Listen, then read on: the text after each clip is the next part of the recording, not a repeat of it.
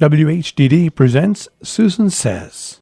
Well, it kind of feels like we're opening up, starting, new beginnings, the weather, the COVID reduction, though there are still stupid people refusing the life-saving vaccine. Anyway, today I want to tell you about two new beginnings, one good, one not so. The not so, my own. After being basically housebound for a year plus, I had decided that now that I'm vaccinated, to get out. I still wear a mask sometimes, but yet I decided to make a lunch date at one of my favorite restaurants with a friend. So I tried on a bunch of dresses, 11 to be exact, 5 didn't fit.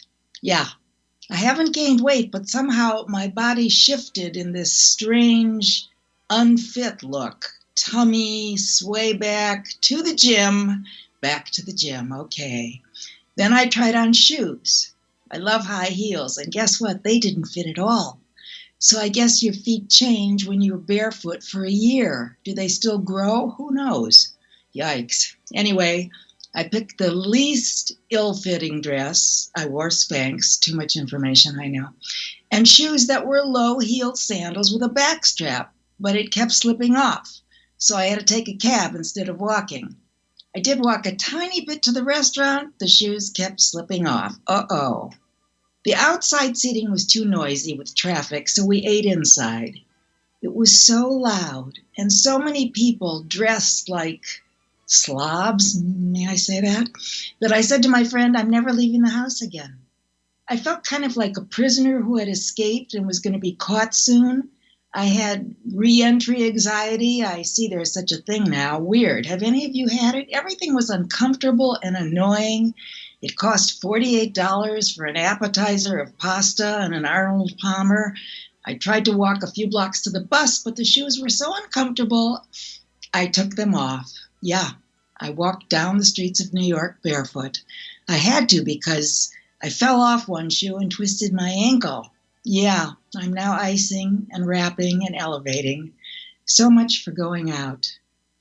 There was an article about re-entry and the perils of it. I guess I need to heed what they said. Yikes. That was my not beginning. The good new beginning. For about 3 days, birds were chirping outside my window. On my terrace table, a baby bird was being fed by a mommy every few hours. So dear.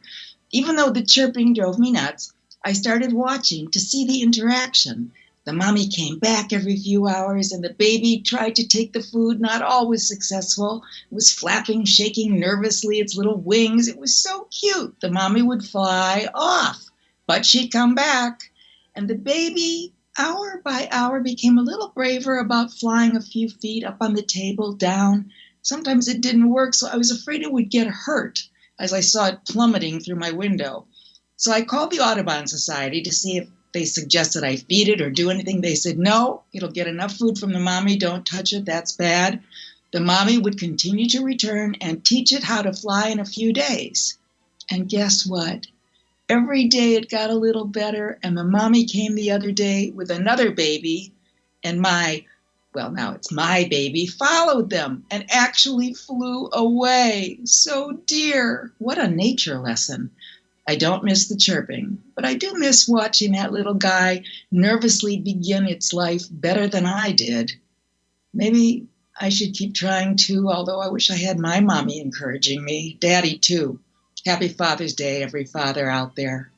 Susan Silver was one of the original writers of such TV classics as The Mary Tyler Moore Show, Maude, and Bob Newhart. She lectures and teaches sitcom writing and had a column on the New York Social Diary called The Search for Mr. Adequate.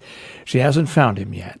Appearing on TV and radio often, she expresses her views on life and opinions on everything.